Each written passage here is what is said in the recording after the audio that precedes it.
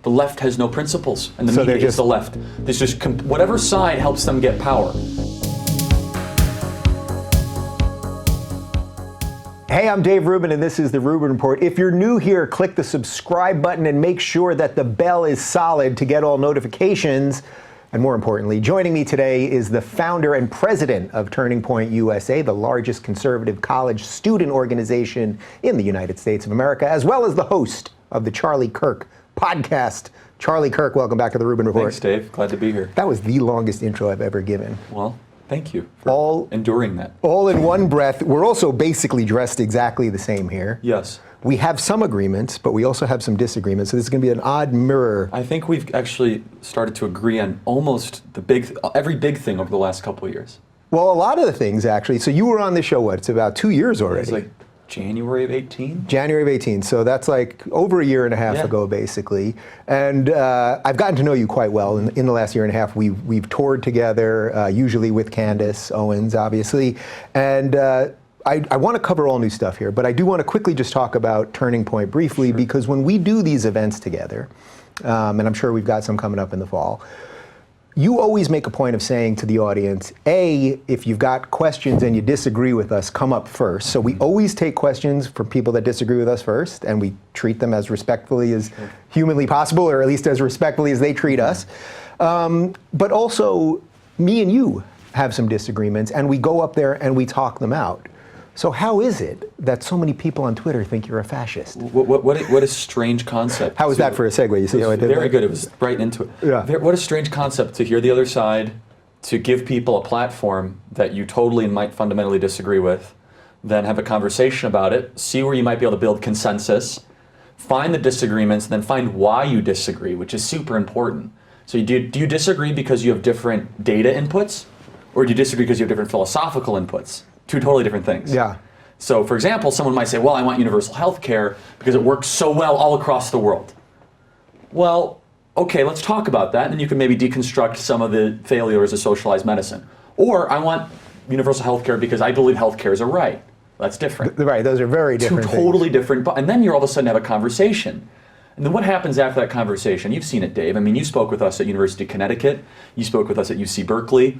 You subbed in for us up in the Northeast. I think it was New Hampshire, right? Yes. You and Candace didn't show for that one. That's correct. The one that I dealt with those lunatics myself. Thank you again for that. Yeah, of course. You it went viral. And it did go viral. You did brilliantly. Yeah, thanks. And Dave, you'll, I think, reinforce this. Every time we get a chance to go to these campuses and have these conversations, there seems as if, at least with the individual student and the people in the room, there's a level of respect for at least our worldview and our position from even those that disagree with us. And we like to say that it's not that these students are opposed to our ideas, that they're not exposing them at all in the first place. And just being able to have this sort of marketplace of ideas, and you and I will disagree on some things sometimes, which is amazing. I mean, who wants to go listen to a bunch of people say, I agree, me too, I agree? You don't want that. Yeah, and by the way, that's called college. Right, that is called college, sadly. And we're going to get into that because you and I are having a major issue right now with the big tech censorship stuff, which is, it's a personal issue for both of us as podcasters and YouTubers and the rest of it, but it's also a really serious philosophic issue. But you know, one of the things that I always find most interesting at the events that we do is a lot of times there'll be like a crew in the back of the room that clearly is not there because they like us. But you know, sometimes they'll sit there respectfully, but they'll kind of have a scowl on their face, or they'll be giggling or whispering to somebody. Really sure how to make of it. But then by the end, when you're expecting that, when you say to them, if you disagree with us, come up first, a lot of them just kind of leave, because I think something does actually happen over the course of the hour and a half when they go, whoa, these people that I'm heard or told are alt-right or fascist or something,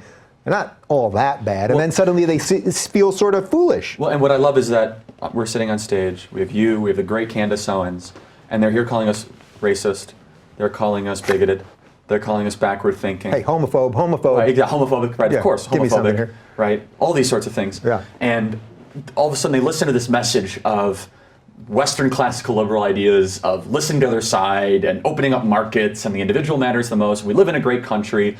And Dave, I have to say, I am a robber baron of one of the things that you say. I've stolen it probably 30 times. So As long as you credit me now. About more than 50%. I'll credit it right now. I credit you sometimes, but I'll credit you right now, where you ask the audience, you say, who here has it worse than your grandparents? And no hand, I've never seen a hand go up. Yeah. And isn't that a great, just kind of visual representation of how beautiful this country is? You know, there's one time just in the last few months, so I've asked that question hundreds of times at this point, and literally nobody. Then about a month ago, I was at Santa Clara, and I asked the question, and like somebody, wait, it's even better. The guy raises his hand. He says that he's a Chinese immigrant to the U.S., and he moved here, 5 or 10 years ago, and that he has it worse than his grandparents because the communists took all of his grandparents' stuff. And I thought, wow, that's as good as it gets. Well, that's it. That is as good as it gets. But that sort of argument is not made ever on college campuses through the traditional institutional professor and academic elites. Instead, the philosophical position that is predominantly put towards students is that America's a mistake, the ideas that you grew up with are flawed, but we have all the answers. We and our couple thousand professors in the academy, we're the smart ones. We're the philosopher kings that Plato used to talk about. Give us the power and give us the trust to how to run society, and things will get better. And they focus on the inequality. They focus on the structural deficits. And of course, there will always be structural deficits. I mean, if a society ends up eradicating them, I don't think that's going to happen in our lifetime. There'll always be outliers, always going to be people, but generally things are you're going to have to kill a lot of people to do that too, Look right? at the Soviets. I mean, we only have to kill 60 million people to try to, get to agreement. Well, that's hard to swallow. And it didn't even work after that, and look at communist China under Mao. Anyway, so the academy is rooted in not teaching the other ideas, but teaching their ideas, the monolithic ideas. And that's why what we're doing, and we love bringing you to campus, what we're doing at Turning Point USA is having so much resonance. I mean, we have grown so substantially since the last time you and I sat down. You see our conferences, thousands and thousands of students. They're growing, exponentially, and we just not going to slow down. Was it your idea to just kind of also make them more fun? Because I speak at all sorts of stuff, and there's definitely a difference between going to a Turning Point event in the way the crowd, it feels a little bit almost like you're at a pro wrestling match, and I mean that in the fun way, because even whatever they're chanting, and sometimes they're chanting MAGA or whatever it is, it's like they're not doing it out of racism, or they're doing it out of like, let's have some fun with some of this. And I don't even think all of them are pure MAGA people or anything. It's just like, let's not make politics just endlessly painful and boring. If I have to hear one more lecture from someone like, Nixon shouldn't have been impeached, okay, I got it, and that's fine. You can listen to those scholars, but the traditional conservative conference is just, here's a bunch of white papers, here's how correct we are, let's look at these charts, and then you say, okay, I agree. But what's happening is that we're also in a culture war, and you go to these Turning Point USA events, it's the music, it's the bright lights, it's the t-shirt cannons, and all of a sudden, you're having fun. Yeah. And the left is anti-fun. I mean, they're anti-comedic expression, they're anti-creativity. I mean, everything is you're going to offend somebody. I mean, I'm surprised. I really am surprised we have these t-shirt cannons that they have not said that we are making fun of, some sort of victims of some sort of shooting because we have t-shirt cannons. Well, I'm you just handed it to them. Well, there we go. So they'll come after that with us later. But I'm joking, of course. But the point is that we try to make it high energy, and we do, and because of that, our conferences and our events, grow substantially. So what did the conservatives do wrong? If these classical liberal to conservative ideas are the right ones, and I think I'm pretty much with you on that at this point, where did the conservatives screw up that they lost the academy, they lost the media, they lost academia, they lost everything that led us to an entirely brainwashed generation of millennials, and then a group of, say, lefties that are older than them that just acquiesce to it out of sheer fear?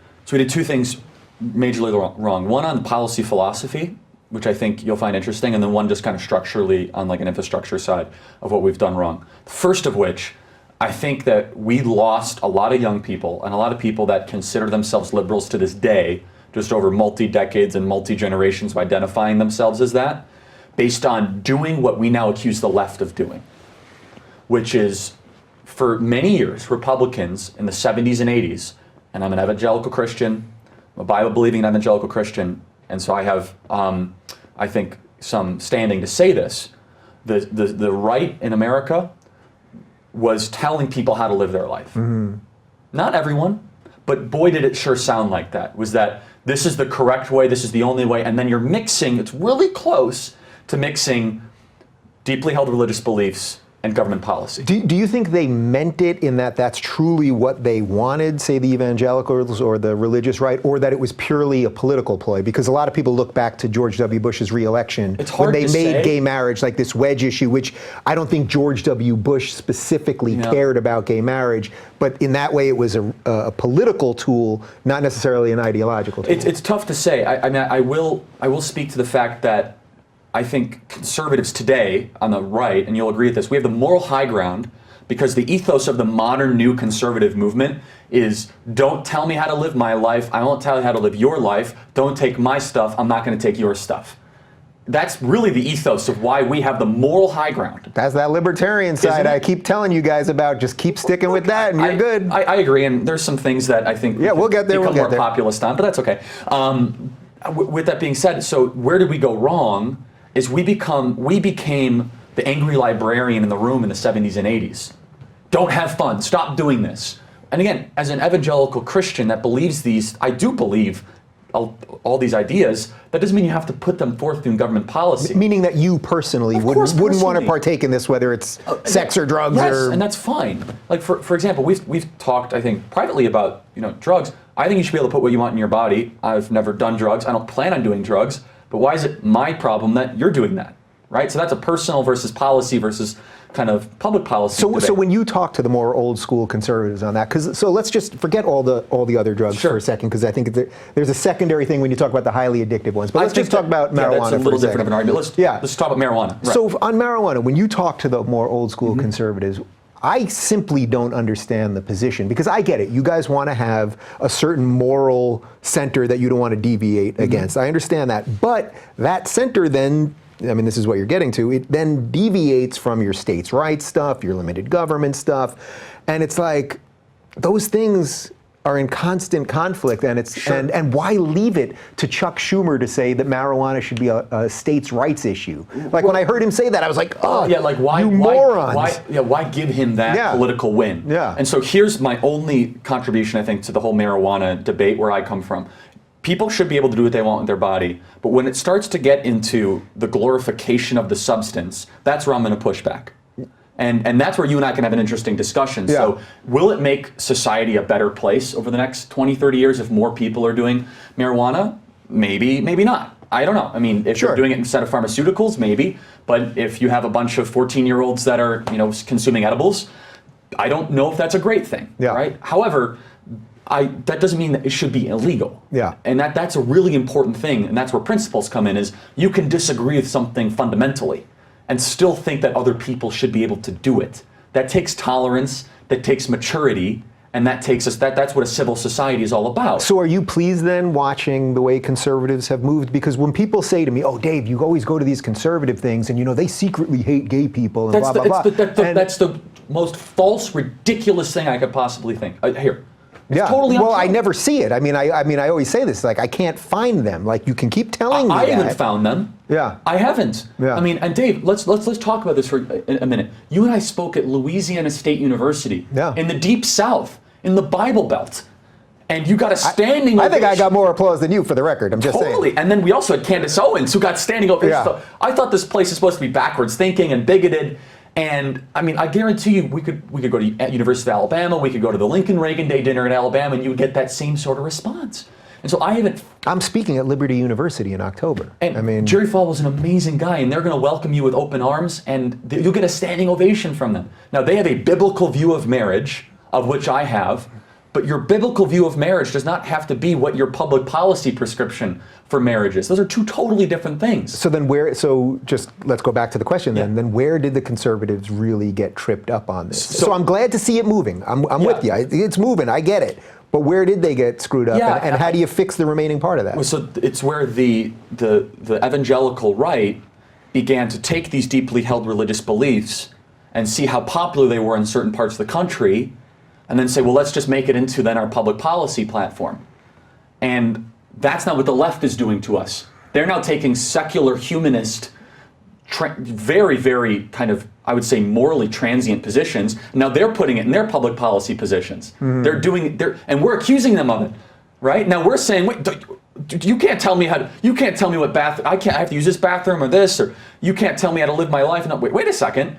A lot of people on the right made a mistake of doing this back in the 70s and 80s. Do you get a lot of Republicans pissed at you when you acknowledge this? Because this is a pretty big mea culpa, I think, for an evangelical Christian and someone that's leading young conservatives. We shouldn't be afraid to admit mistakes. Yeah. I mean, if we think that we've done brilliantly as a country throughout the last 30 years on every issue, I mean, come on, that's a foolish position to have.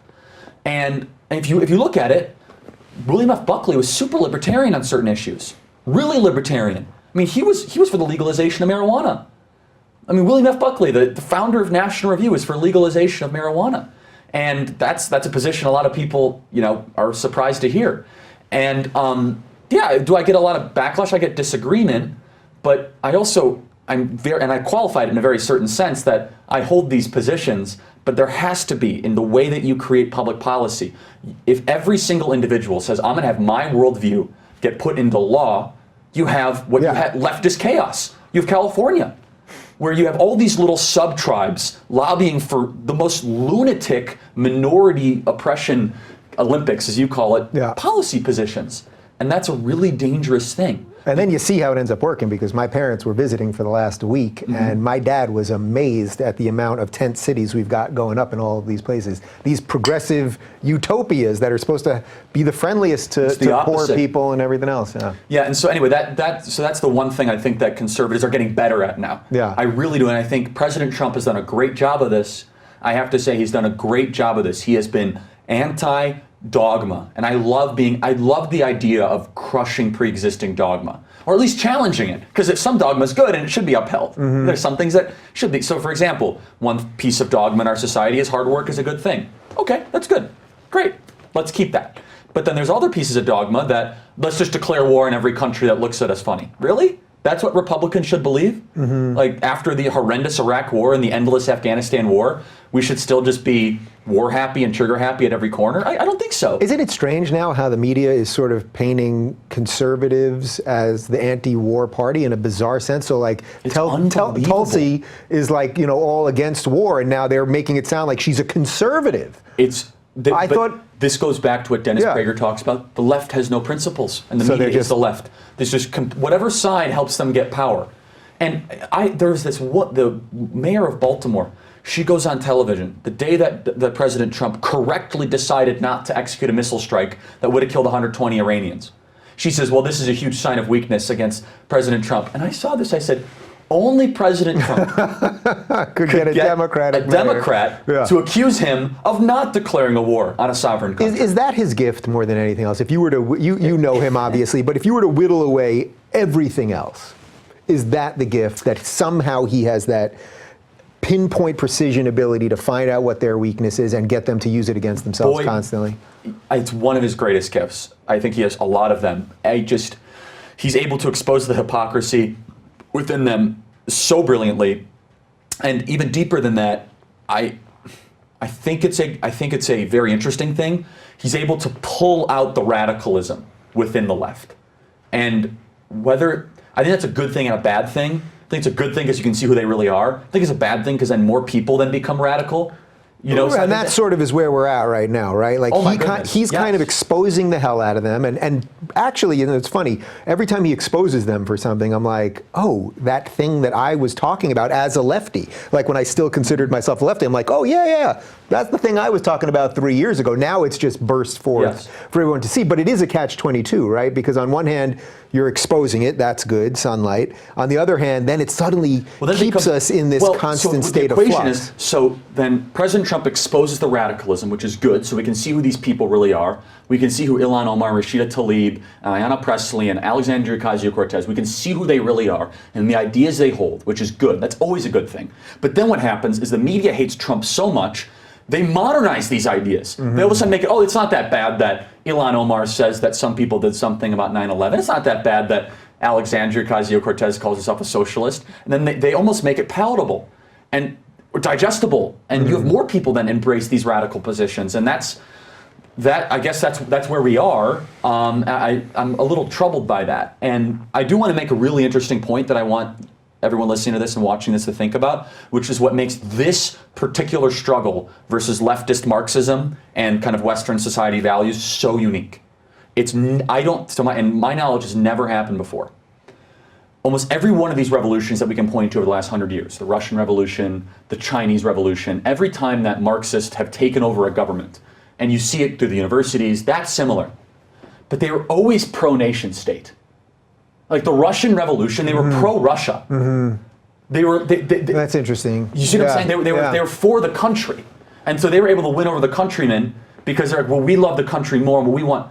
This is so different. They're actually trying to assume power by being against the country. Yeah, the founding principles were evil, the founders are all evil, let's take down all the statues. It's anti-Alinskyite. Alinsky talked about embracing, and he was essentially telling people how to lie to get to power. That's essentially the doctrine of Saul Alinsky. But Alinsky talked about using the main symbols and the main sayings of a country to get to power and never diminish them. Betsy Ross, oh my gosh, forget about that. So Saul Alinsky would have said, Colin Kaepernick, you're a fool. You should have embraced the Betsy Ross flag and said she was a feminist and she would be upset with where America is today. That's what Saul Alinsky would have said. Right. We've never worked with this sort of insurgency. Do you think it's possible? I mean, the place that I've sort of gotten to them is, okay, so let's just say we disagree with most everything they say, right? I try not to impugn people's motives. I tend to think at this point that their motives are bad and that they really know that, they're being owned every other day. There's always some clip of them just saying something awful and not knowing what they're saying, or they can't respond to a basic question, are you for left-wing terrorism? Like they can't say, no, I'm not for terrorism, et cetera, et cetera. How much of it do you think is just that they genuinely, and I hate to say this because this is not how I operate about people that I disagree with politically, but that they genuinely just want to create chaos, that they're the chaos makers, and then they'll have, say, the Warrens or the Bernies clean it up at a nicer level or something like that. But they're just on the ground, just creating as much chaos as possible. Depends who you're talking about. So if you talk about I'm talking about those gang of four, the squad. Tlaib, Presley, Cortez, and I'm forgetting one. Omar, yeah. So you have to first ask the question is, do they want what's best for America? And that's a really hard question to answer. And it depends like what you mean by wanting what's best. Right. But do you think, here's a question. Do you think they're thankful to be in America? Like, do you think they're overflowing with gratitude? I don't get that impression. I get bitterness. It seems as if they're bitter. That when they're walking the halls, that they're committed. I mean, you see it in them. Yeah, you see it. Right? That they're on a mission. That there's anger driving them. That there's something, they believe that this system that we're living in, this beautiful country with so much opportunity, so much blessing, so much overflowing abundance for all people, that they see something that I don't see and that you don't see. And of course we see problems, right? We see our inner cities ruined, we see all these sorts of things. But we also understand that on the moving average, this country's been unbelievable and continues to be, and the re-embracing of those ideas will make it more so. I don't feel as if that they're thankful to be in this country. And so there are always people, though, in every major civilization like this that kind of, to use the Joker term, just kind of want to see the world burn. And I don't know if that's them or not, but they sure sound like that at times. And I find it that they use every single instance of political exploitation opportunity to try to advance their own political agenda to get further into power. And it's a very dangerous position because any sort of cross-examination of these people, they immediately accuse you of the most vile things you can possibly you're racist. do. I mean, it's always you're a racist, you're a bigot. Which is too bad because I could not care less about their gender or their color, ever. And so, look, when I criticize them, I'm not criticizing them because of their race. I'm criticizing them because of what they say in their worldview, and they just happen to be that race. Yeah. It's like this is an afterthought. I mean, it would be the same thing if Adam Schiff was saying that. I mean, I've had plenty of fun at Adam Schiff's expense, by the way. Right. I've had plenty of fun at Chuck Schumer's expense and Nancy Pelosi's expense. But the one time you accuse these other people, Rashida Tlaib and Presley and Cortez, you accuse that squad, if you will, all of a sudden you're called these horrible names. And what's too bad about it is that there is real racism in the world. There is. But the more that term is thrown around flippantly and just so kind of haphazardly, it cheapens real racism. So I know you don't want to help the Democrats, but if you were, say, a saner Democrat than them, if you were just a little more of a moderate, and it's so funny because now Pelosi, who really is pretty far left in She's and of a herself, radical. yeah, but now she's being framed as the centrist Democrat, even though she's certainly not the type of liberal, because her answer is always government, that I would care about. But let's say there were a couple, are there any Democrats that you think are sort of more blue dog, old There's school? that guy that was on the stage from Maryland, Delaney. Yeah. He talked about. He was just on the wrong stage. I mean, He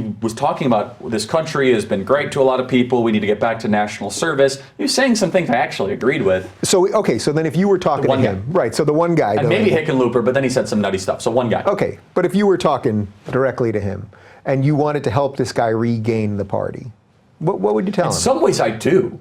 We would just, Understand. even country. for a guy that wants Trump to obviously win again. Of course I do, but in some ways I want a functioning second party. Like in some ways I want a party that will step up and say, you know what, we do want regulatory reform. You know what, we do want to fund our military. Like, that would be nice. Yeah, Like, or we don't want open borders. How about that? How about that? And I think Delaney could come to an agreement with that. What would my advice be to him? I mean, you have to fight the radicals within your own party before you even focus on, President Trump. Because you got something very, very dangerous within your own party. And again, who am I to give advice to the left? I mean, I want President Trump to win in a massive landslide, and I believe he's on his way to win for many different reasons, this being one of the contributing factors, the fact of how radical the left has become, but it's not exclusive to that. But I don't think that's going to happen, Dave. I'm going to tell you why.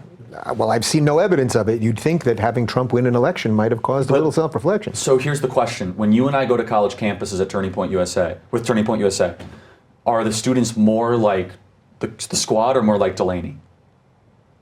The students that come to us The like us, or the radical protester types? Oh no, of course they're much more like the squad. Of course. That's the leading indicator. Yeah. That's the harbinger. Whatever happens on college campuses will soon happen in the halls of Congress. The leading indicator of a culture is what happens on college campuses. Ilhan Omar, AOC, they got educated on these college campuses, or lack thereof, or indoctrinated. They got radicalized. Yeah. And then they get set forth and they're committed. They have their marching orders. If you look at a prototype of what the campus creates, the university, if there was a formula of what they're trying to put into the world, it is Alexandria Ocasio-Cortez. Everything about her. Constantly wrong but never in doubt. Consistently challenging our history. Totally questioning any sort of power structure at B. No belief in national sovereignty at all. And chaos, chaos, chaos. That's the university. That's what they're creating. All right, so you don't want to help them that much. No, I don't. Well, I mean, I would like to see people like Delaney, take root. But here's the other point. So here's the other thing that no one talks about, which I think is an interesting point, which is in politics, you're always kind of looking at who's my base, how am I catering to that base. And so when Donald Trump ran for the presidency and he went down the golden escalator, he did something that actually made made Democrats become more radical. You say, how is that possible? He stole their base away from them. So he stole 10 million Democrats that are Catholics, that are union workers, that are electricians, that are middle-class people that have voted Democrat since 1970. And now they're registered Trump people, and they go to the rallies. I mean, you look at the data the Trump rallies, there's amazing percentage of registered Democrats. Yeah, it's bananas. And they end up voting for Trump, they think nothing of it. Well, they're basically getting the disaffected Bernie people. That's right. That saw how corrupt the Democratic Screw the Party is. establishment, blow it all up. So then what happens if the Democrats all of a sudden have 10 million less Democrats? Mind you, Republicans bled a little. They bled some suburban voters. Mm-hmm. They bled some, upper middle class voters just because they didn't like Trump's style. But the offset was generally positive in the states that really mattered, which were the traditional Democrats. Democrats look at their kind of roster like, oh my gosh, we're down 10 million voters.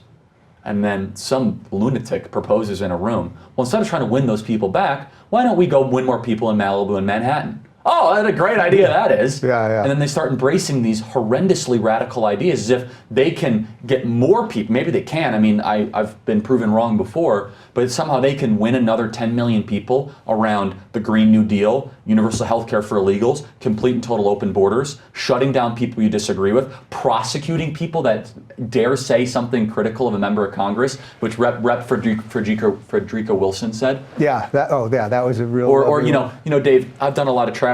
I have to say, a kitchen table issue in Pennsylvania is making sure that the Boston bomber can vote.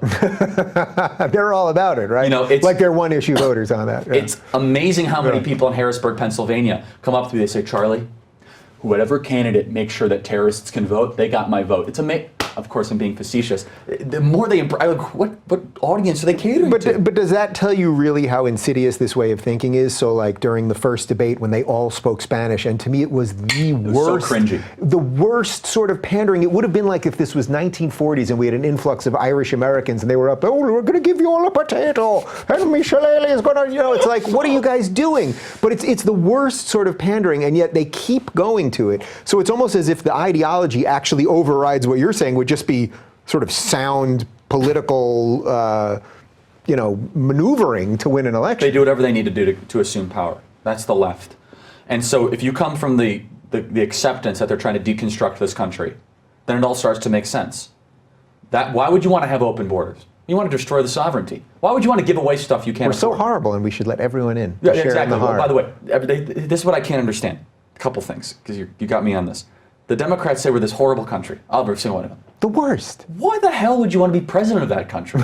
It's like I hate this country. Yeah. I want to be president of it. That's a really interesting. That's just how good they are. Well, that's right. No, but they want to save us from ourselves, right? Because you're the philosopher king that will save us. The second thing is this: if we were really this racist, bigoted, homophobic, horrendous country, why are millions of people trying to come here? And just from a more broad standpoint, we take in half the world's immigrants every single year. We take in 1 million legal immigrants every single year. We're the most accepting, generous, benevolent country ever to exist in the history of the world. I think we're overly generous at times, actually. I think our generosity actually is going back to bite us at times. I think that Trump has brought rational self-interest back to the conversation of the nation state. So just real quick on the immigration stuff, and then I really do want to get to some stuff that we disagree on. But on the immigration stuff, look, I get it. There are videos of Obama, of Pelosi, of Chuck Schumer, of Bill Clinton, all saying virtually the exact same things that Trump now says, and Trump is considered racist. Now, I get it. Trump also has a strange intonation and inflection when he speaks, and he can be a little sloppy around some of the language, or maybe intentionally inflammatory, and that's fine. It doesn't even matter which way you look at it. The point is that what he's actually saying is not different, really, than what Obama is saying. Just this morning, I tweeted out a clip of Obama saying virtually the same things that Trump says now. Do you think there's anything that Trump could do if you think his policies around immigration are moral and just and the rest reasonable? Of it? Is there anything you could do just around the language that might ease up some of this tension? Yeah, I mean, the one suggestion that I've made publicly, and I'll make it again, is we have to own the legal immigrant. I loved when Trump talked about the big door. I want to hear more about the door. Like, I want him to say wall and door. That'd be just my one piece of recommendation. Mm-hmm. Because I was watching this ridiculous clip on Twitter the other day, and the left,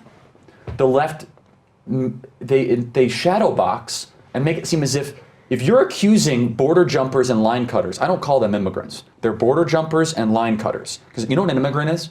Someone who waits their turn, that comes to this country correctly. Which is why we're seeing tons of studies now where legal immigrants, first-generation legal immigrants, are the most anti-illegal immigrants. Because they had to wait for the process, they had to get a green card, all these amazingly hard, difficult things. We have to make that easier. But the second thing is, the left, they make it seem as if you're against line cutters and border jumpers, you're somehow against legal immigrants. Mm-hmm. And I take the position, and some people on the right disagree with this position, I think we should have more legal immigrants. I think we should be the Kentucky basketball of immigrants. I want the smartest, richest, most aspirational, creative people in the world to come here that are under the age of 35. This should be the laboratory of excellence for the world. I want the best Koreans, Indonesians, Somalians, Germans, I don't care where you're from. If you have aspiration, come to America. That should be the advertisement. And boy, this Donald Trump is great at marketing. He could sell that in a second, couldn't he? He could do a world tour just on the legal immigration tour. And I think that would be, the media would find a way. Here's the link, sign up. I think the media, all of a sudden the left would be totally against, they'd be building the wall for him. I'm kidding. Yeah. But the last thing is this, look, if the illegals were voting Republican and they were tend to vote Republican, the Democrats would already have the wall built and say anyone who opposes the wall is against the black community. Right? They would find some way to spin it, which actually is correct that open borders hurt the black community, believe it or not, but that's another that's another whole other thing. All right, so I want to back up to one other thing, and then let's get to the tech stuff. Which is super important. On how sort of conservatives or people on the right have to sort of widen the net right now. how do you think the messaging could be about making room for secular conservatives or secular Republicans? So someone like Heather McDonald, who I've had on the show, she's a-religious. I think she's an atheist. Yeah, she said, I find petitionary prayer futile. And I love Heather. I heard that. Come on. We disagree that we got that. Okay, but you want to live in the same society as her, and you probably agree with her. I'm not a religious fundamentalist. But I think, when I was on Candace's show on Prager U, I brought this up, that there's such lunacy on the left that to me, all the right has to do, all conservatives have to do is just be, at every turn, be a tiny bit better. Like, you don't have to be, you know what I mean? Like, not a lot, but just a little bit better. What do you think conservatives or Republicans or whatever can do for the disaffected lefty that still is secular, maybe has some religious belief, but it's not sort of a core tenet or whatever it is? What do you think that people on the right can do? Well, I have to give the conservatives credit. I think Donald Trump's done a lot of that. I mean, Donald Trump has been amazingly embracing of the evangelical community, but he himself, and I don't want to speak for him, was definitely more secular. Yeah. Right? I mean, he was not running a campaign like Mike Huckabee or Rick Santorum was in 2016. I think you would agree with that. Yeah, for sure. It was much more based on ideas and the revitalization of the nation state. And those guys actually have very little influence now over modern Republican politics. Yeah, and look, I agree. Again, I want to just make sure I reinforce this. I agree with them on basically a lot of things they're saying personally. And now, my pro-life position is I could defend that from a secular lens. If you got another 4 hours, we can have a whole thing. We might dive into it. Or you could talk to Lila Rose about that, because Lila is really great. We've done that one. I know, it's an amazing podcast. I listened to it a couple times. She was really, really good at it. But the thing that I find really interesting about this is that the Republicans are becoming the tolerant ones. We really are. And it's the Republican conservative ones that have the most intellectual diversity, that have the most, I believe that's going to have the most religious diversity. We're trending towards that. And I like to think that Turning Point USA has really been on the cutting edge of this. I think we've been on the cutting edge of it. Listen, I go to Turning Point. There are kids in yarmulkes. There are black kids. There are Muslim kids. There are trans people. We have a spokesman, Rob Smith, who's a veteran of our country, happens to be gay, black, super articulate. You know, Candace Owens was with us for a while and did an amazing job. I mean, I would like to think that we're practicing what we're preaching. I would like to think that.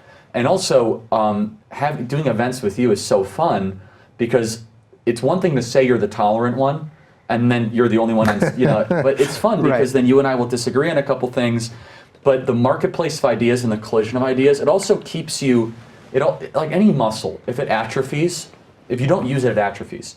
The same thing goes with your policy positions in your politics.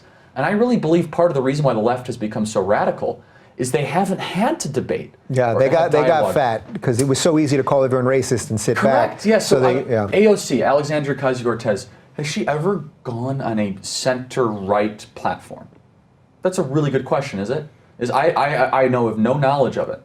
Yeah. Ever since that one woman asked her 3 tough questions about, and she said Palestine was occupying Israel or something, she has done nothing but friendly media. Yeah.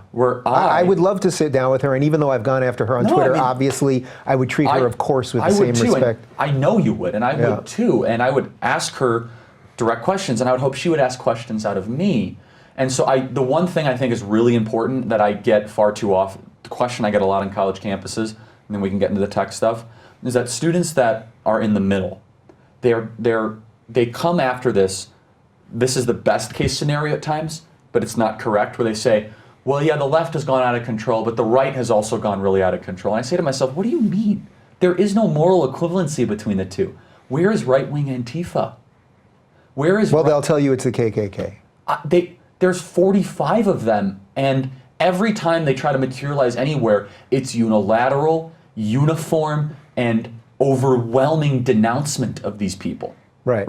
Just out of control denouncement. Yeah, I think we should just hit that though, because if what happened a couple weeks ago with ICE, with the attack. I'm sorry. Okay. Well, or with Andy even, right? With Andy who I had on. I mean, if either one of those things had come out of the right, whatever that is, there would be a CNN Sunday night special. Yeah, they'd be having a town hall where Marco Rubio would be getting strung up. I mean, that's right. Yeah. And so they virtue signal a lot better than us. But what I'm trying to say is, I'm not trying to say we're like better people and we deserve all this, but boy, our worldview is better than them right now, 100%. Because if you're a member of Congress and you're asked a specific question, will you denounce Antifa?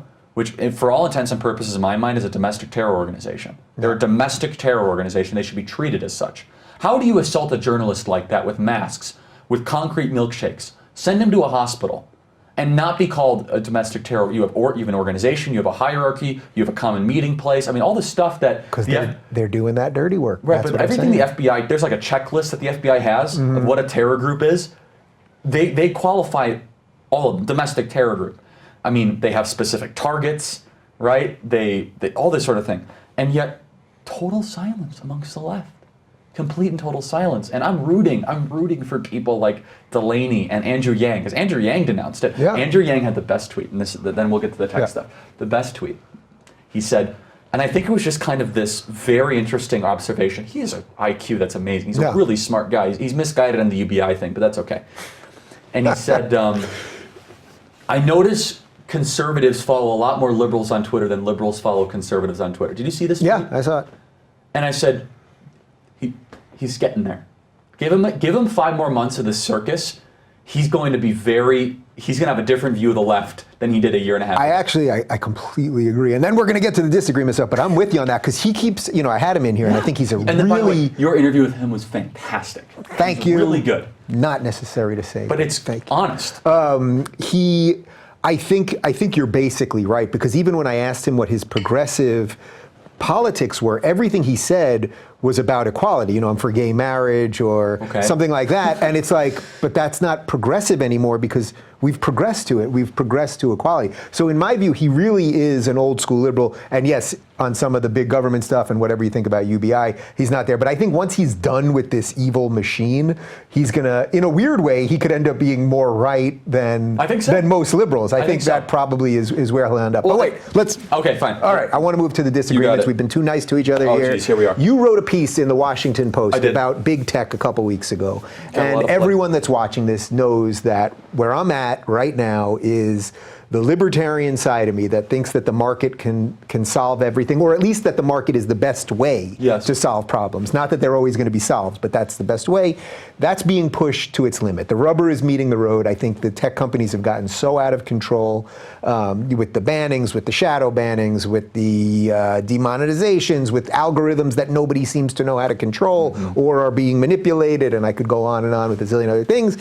Your argument basically was, yeah, I don't want the government doing anything, but here we are. That's the big but. That's the but. And now the but, of course, is where the problems start kicking in if you hold an ideal that markets are supposed to solve these things. So I'm not there. I'm just not there. It's a really tough conversation, Dave. I'm so glad we're having it because I'm a Milton Friedman guy.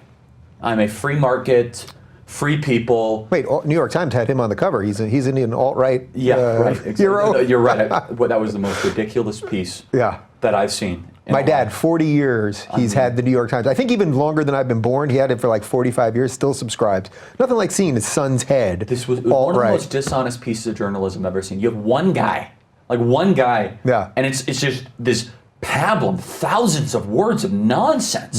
Anyway, that's a different thing at a different time. I've invited the author on the show. Milton Friedman. Yeah. I'm a Milton Friedman guy. I'm a Thomas Sowell guy. I believe markets do solve solutions. For those of you that are listening or watching that aren't sure what my view of markets are, it's that free people exchanging goods in a free society voluntarily, mutually cooperating as they see fit, will benefit society, benefit the individual, and that's essentially a market. So a couple things. In order for a market to operate, you also believe in private property. That's a big thing. So you have impartial courts that can adjudicate differences. So you're not an anarchist. I'm not an anarchist. Yeah. Adam Smith talked about the importance of impartial courts because you're going to have differences of properties and not just physical property, but intellectual property and all that. And also, of course, the price system. That's really, really important. Milton Friedman talked how prices are the language of how we communicate with each other. So if tomorrow Starbucks made every single cup of coffee $25, which is not inconceivable considering their upward... You mean they're going to lower the prices? Yeah, exactly. The upward trajectory that they're on for coffee, there's something to be said that less people will buy that coffee. And so that's how you communicate. No one actually some people might open their voice and be upset, but the silent regression from buying their coffee will be reflected in their balance sheet. And that's how we communicate value to value. Prices are super important. So I think the first thing when we talk about tech is we have to first admit we really don't have a market in tech. There's a couple reasons behind this. And then we have to talk about some of the problems that I think everyone admits. First of all, there's a lot of cronyism that exists between the big tech companies right now, whether it be government contracts, whether it be far too extended patents that are given to Google. We need to think about this. I think that patents, in a lot of ways, are anti-free market.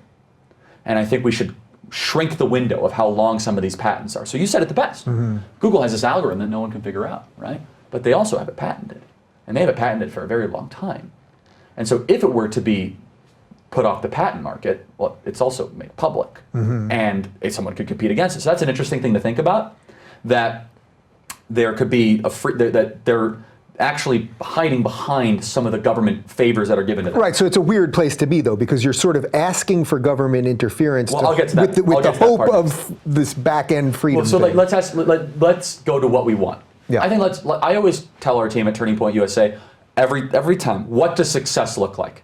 Well, Charlie, success looks like 1,400 high school kids in DC in August. Great. How do we get there? We work backwards to where we are today. Let's do that. Why not? Take me on this voyage. What does success look like? Fair, free, and open platforms where different ideas can express themselves. Multiple tech companies, not 4, but dozens of tech companies competing for our interests that are able to, have these ideas present. Hopefully, an improving product over time, and hopefully a search engine that doesn't have 92% of the market share. I don't think that's a healthy thing. I just don't. I think even 40% would be a lot. 92%. So that's where success would look like a disaggregation, let's call it that, or a decentralization. I think that's probably a fair, you'd agree with that, right? That would, and also you not having to battle YouTube nonstop and you not having to do all these things. You could actually focus on content creation. I have to ask you, Dave, how many hundreds of hours have you spent of wasted energy on this stuff? Oh, it's been, I have to fight them publicly constantly. Right. It's not fun. You, right? Yeah, well, it's not fun. It's not that it's bad business because I'm putting out content that I end up losing money on. In a weird way, there are times where I'm doing the producers. The more things that I make, the more money I lose. Yes. Which is not fun. But also, it's just publicly, it's not fun to have to attack your own platform. But okay, so far I'm with you on the ideas, but now where we're going to have our problem is here's the question. The functional part. The question is, so let's say we deregulate some of the patent stuff and all, but is it enough? And I'm at a place right now where Tucker Carlson said something really interesting to me, and it really stuck with me. He said, Charlie, I want you to think about this. Who is more powerful, the IRS or Google? And I immediately said the IRS, because that's what we conservatives believe. Like, we believe that government has uniform power, and I defended it, I thought, pretty well. Google doesn't have the power of audits, Google can't put you in prison, all these, IRS can do all those sorts of things, right? And IRS can wreck your business. And Tucker retorted with a really interesting thing. He said, well, but Google can't shut down your business. I said, yeah, I guess that's right. And I debated a little bit. And Google can manipulate entire society to believe something that might not be true. And we went through the whole litany of how powerful Google was. And I thought about it for months. And I think that's a really important thing that we conservatives do. We actually are always challenging our positions. I think that's what's so healthy about our movement. And it hit me about a month and a half ago when I had my laptop open and I had my Gmail account watching YouTube, on my Google Calendar. Yeah. And I said, my goodness, they know everything about me. The IRS doesn't know crap. The IRS knows a couple bank statements, my taxes and my bank statements. That's a very small picture of my actual activity. And I thought to myself when I had this computer open, I said, what if one engineer in Google was flipping through Twitter and saw one of my tweets praising President Trump? And he said, screw this Charlie Kirk guy. And he goes to work tomorrow and he decides to look at everything about me. Do we know that's not happening? I think we can go on the assumption that it is happening, That's actually. really scary. That's more power than the NSA has. And by the way, we know that Google is so slanted in the wrong direction ideologically. We know they've shown regret for not doing enough in 2016. We know the political imbalance. Their political contributions were over $1 million to Hillary Clinton and $0 to Donald Trump in 2016 as far as political contributions. They fired James Damore. So here's the question. Is there a place for the federal government to get engaged or involved, tinker around the edges, or change, or do something to change the way that this is currently happening? And the piece I wrote in the Washington Post was first admitting how this could go wrong. So let's just, can I start there? Is that okay? Yeah. So that's why I brought up the piece, because I think you did try to at least acknowledge this is the freaking murky road that this thing is. I'm struggling with this because the free market's so great. I believe this. I see this beautiful society created by the free market. And I say, but what about these companies? So I'm struggling, and that's a good thing to struggle, because then you actually might find reasonability somewhere. And so the first piece is, let's see how this could go wrong, okay? More times than not, when you apply regulation on a very, very big company, the regulation ends up getting written by those companies. The regulation gets lobbied for by those companies. There's last minute, middle of the night changes being put by senators and K Street law firms and lobbyists that end up actually benefiting the very company that it's supposed to regulate. Right. It ends up hurting the competition that's trying to upstart because they can never keep up with the regulations. Okay, so now you're giving me stuff that I'm with you. I talked about this in the piece, right? So I opened up with this, right? And so let's take a very agreeable example is Dodd-Frank. Dodd-Frank, for those of you that don't know, that are watching this, was a banking regulation bill passed out of the 2008 financial crisis, authored by Chris Dodd and Barney Frank, to try to regulate the big banks, to try to never allow the 2008 financial crisis to happen again. But essentially what it would be is he's like, okay, I lost my arm in a horrible motorcycle accident, and I'm taking Pepto-Bismol for a stomach ache. It's like the complete wrong treatment. They had nothing to do with this. So they apply the wrong treatment to an ill-advised, poorly analyzed problem, and what ended up happening was the big 5 or 6 banks, Goldman, Wells Fargo, Bank of America, JP Morgan Chase, these massive banks that have trillions and trillions, tens of trillions in dollars of assets collectively, they lobby for regulation that they understand that they can comply with. Now they're even too bigger to fail. And what has happened? You now have Wells Fargo, you have BOA, you have JP Morgan, with stock prices that have never been higher, with more power than they've ever had. And what did Dodd-Frank do? We have seen a massive decrease and decline in community banking. Massive. Because for the local bank of Sacramento, let's just take a local bank of Sacramento that might have $250 million in deposits. And they might do a couple million, let's say 12 million in revenue. They've got some good loans out, healthy balance sheets, all that. But all of a sudden, a federal regulator walks in with an encyclopedia of new regulation they have to comply with. And they say, well, this is going to cost us $800,000 in law costs. Well, sorry, this is the new law. Well, $800,000 for JP Morgan is called lunch. That's nothing. I mean, it's nothing then. So what ends up happening is it penalizes it. So I'm admitting I'm being vulnerable. Okay, so this is a huge concession on your part. It's part of the piece, right? I'm being vulnerable of how I've come to this, because I first want to just tell the audience that I'm not dealing in absolutes here at all. Mm-hmm. I'm dealing in very much of there's context and there's texture to this. So anyway, so how regulation could be a weapon used. And you saw this with Facebook, though. You saw this with Facebook, where Facebook actually put forth this proposal of how to protect people's privacy. That was like 450,000 pages of garbage. It was basically written by Sheryl Sandberg and Mark Zuckerberg of how their company can thrive and rule the world. Okay, that's stupid. So then the question is, how do we get to that success? And I think what I wrote in the piece is the number one thing that we can do is change section 602. I think that's the number. It's the 206 or 602. I can be dyslexic at times. So I think it's 602 in the technology code that was passed in the 1990s that allows these technology platforms to hide behind the label of being a platform when they're really acting like a publisher. Mm. So the Rubin Report, right? Any of these companies, you guys are publishers. Right? Correct me if I'm wrong. I'm responsible for the content. Right. So if you look at that camera and say something horribly libelous about somebody and publish it behind your name, you could be held accountable for that libel suit. Okay. Mm.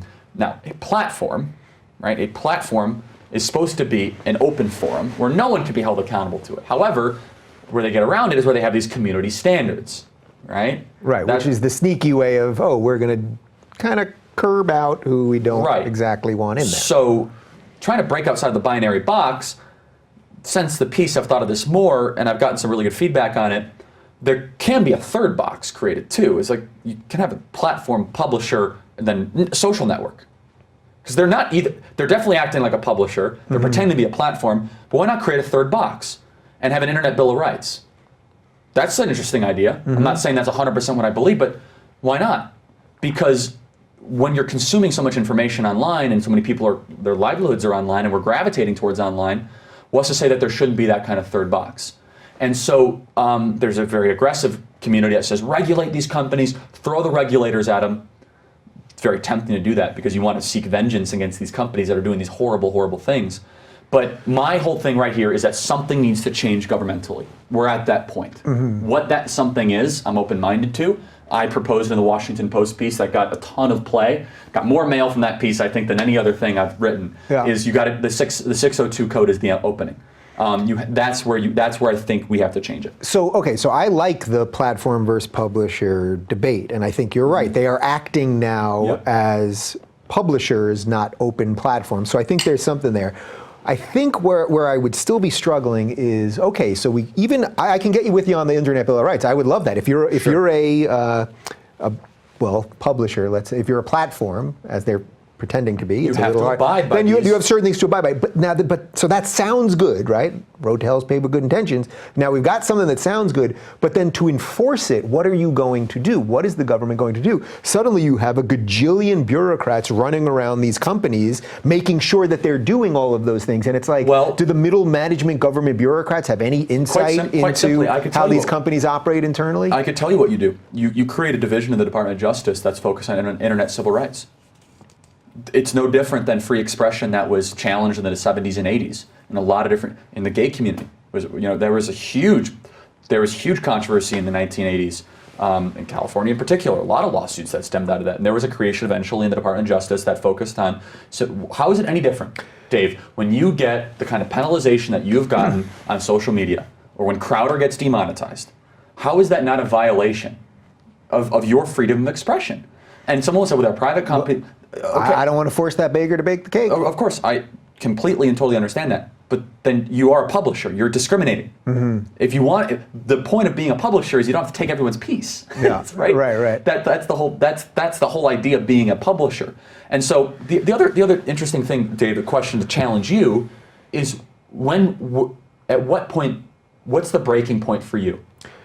Because what if Google shut us all out? Shapiro, Crowder, Knowles, Clavin, Daily Wire, me, Prager, overnight. Would then we say we go after them with government?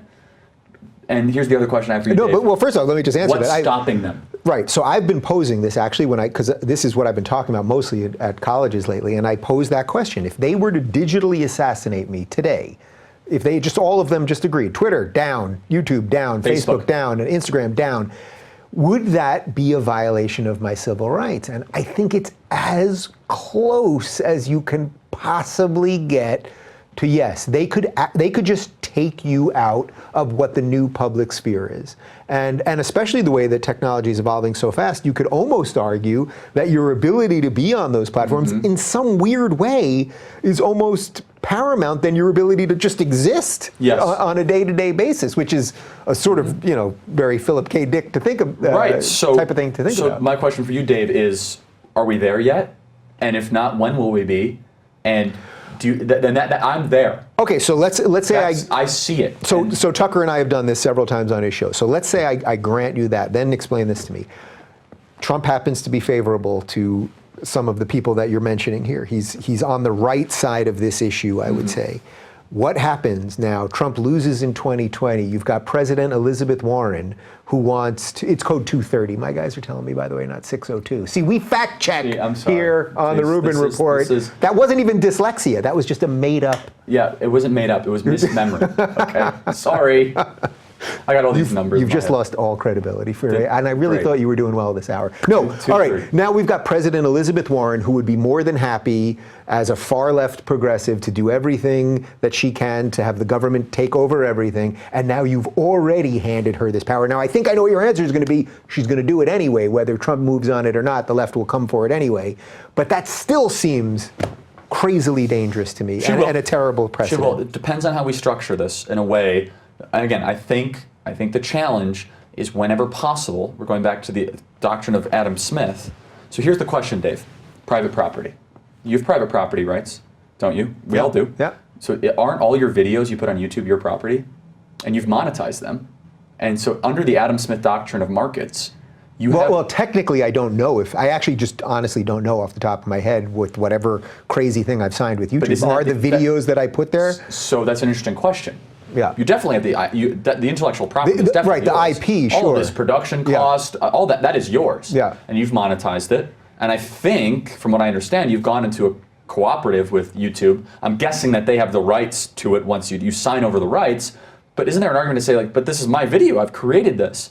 Whether that's been adjudicated or not, I'm not sure. But I think the solution has to go through the courts. And this is me believing the courts have been highly politicized in many, many recent years. The long-lasting legacy of Donald Trump will be hopefully the rebalancing the federal judiciary away from slanted radicalism and towards hopefully kind of very restrained, what's the word, textualism, being more textualist.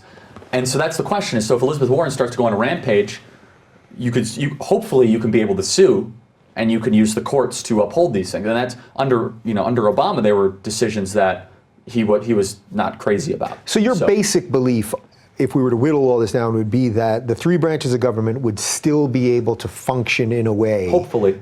That would protect us from the government overreach. Let me go a step further. Yeah. There's 4 branches of government, and the 4th is called Silicon Valley. Yeah.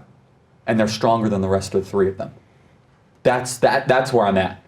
Where we have a super government that's been created. Where the kingdom of DC is no longer the most powerful fiefdom in this Game of Thrones.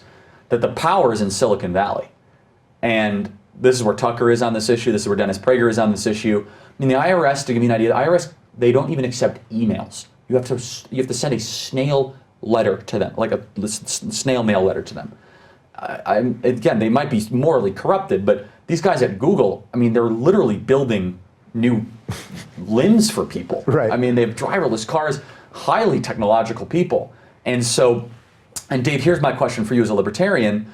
Do you support, looking retrospectively back in history, the trust busting that Teddy Roosevelt did in the 1900s? Right, so I get it. I mean, this is the slippery slope thing always, right? There's a libertarian argument that would be against the Civil Rights Act that I think is a I disagree with it. No, so yeah. I disagree with it too, and I'm not for relitigating it, but I think there is a libertarian argument there. But this is where I would say this is the difference between basically a classical liberal and a libertarian. I do find some utility for the state. So nothing that you're saying to me, nothing you're saying is completely outlandish. Sure. And I think if anything, for whatever disagreement there is here, in a weird way, we need to keep that disagreement. Do you think that's fair to say? I think that's totally fair. That way it keeps either side from... It keeps an account and not getting too far and not allowing your emotion run, and I think to keep it in check.